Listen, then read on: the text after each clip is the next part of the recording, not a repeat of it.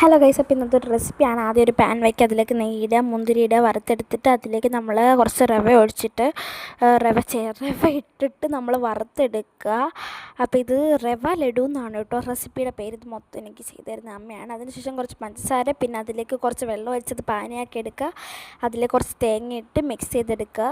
അങ്ങനെ ഇത് രണ്ടും കൂടെ ഒന്ന് വിട്ട് വരുന്നൊരിത് കാണുമല്ലോ, വിട്ട് വരണ്ട, കുറച്ച് ഇതായിട്ട് ഒരിത് കാണുമല്ലോ. എന്നുവെച്ചാൽ നിങ്ങൾക്ക് വീഡിയോ കാണുമ്പോൾ മനസ്സിലാവും. പിന്നെ ടേസ്റ്റിന് വേണ്ടി നമുക്ക് എന്ത് ചേർക്കാം, ഏലക്ക പൊടി ചേർക്കാം. അങ്ങനെ തേങ്ങ ഇട്ട് മിക്സ് ചെയ്യുക. അപ്പം കുറച്ച് നേരം കഴിയുമ്പോൾ കണ്ടോ ഇച്ചിരി ഇതായിട്ട് വരത്തില്ല. അപ്പം നമ്മൾ എന്ത് ചെയ്യുക, നമ്മൾ നേരത്തെ മിക്സ് ചെയ്യാൻ വെച്ചിരുന്ന അണ്ടിപ്പരിപ്പും എൻ്റെ മുന്തിരി ഉള്ളൂ, മുന്തിരി പിന്നെ റവയും കൂടി ഇട്ട് മിക്സ് ചെയ്യാം. റവയും കൂടി ഇട്ട് മിക്സ് ചെയ്തിട്ട് നമ്മൾ കുറച്ച് നേരം കൈവിടാതെ ഇളകിക്കൊണ്ടിരിക്കണം. പിന്നെ ഇതെനിക്ക് ചെയ്തിരുന്നത് എൻ്റെ അമ്മയാണ് ഗൈസ്. അതുകൊണ്ട് ഇതിനകത്ത് ഞാൻ വീഡിയോ എടുക്കുക മാത്രമേ ഉള്ളൂ കേട്ടോ, അമ്മയാണെല്ലാം ചെയ്തു തരിക.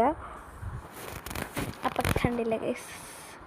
എന്നിട്ട് ഇതെന്ത് ചെയ്യണം, വറുത്ത് ഇങ്ങനെ കണ്ട ഈ ഒരു കൺസിസ്റ്റിൽ വരുമ്പോഴത്തേക്ക് നമ്മളതെടുത്ത് മാറ്റിയിട്ട് പിന്നെ ചൂടാറുമ്പോഴത്തേക്ക് നമ്മളെന്ത് ചെയ്യണം, ഉരുട്ടി വെക്കുമ്പോഴത്തേക്ക് കറക്റ്റാവും. ചൂടാറുമ്പോഴത്തേക്ക് ഇച്ചിരി ചൂടോടെ ഉരുട്ടുക.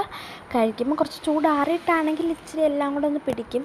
ചൂടായാലും കുഴപ്പമില്ല. പിന്നെ ഇടയ്ക്കുന്ന ടേസ്റ്റ് ഒന്നും നോക്കിയിട്ടുണ്ടോ, പക്ഷേ കൊള്ളായിരുന്നു കേട്ടോ. എന്നാലും അന്നുണ്ടാക്കി അത്രയും വന്നില്ല, ബട്ട് കൊള്ളാം. അപ്പം ഇത് ഉരുട്ടുക. അപ്പോഴത്തേയുള്ളൂ. Bye guys.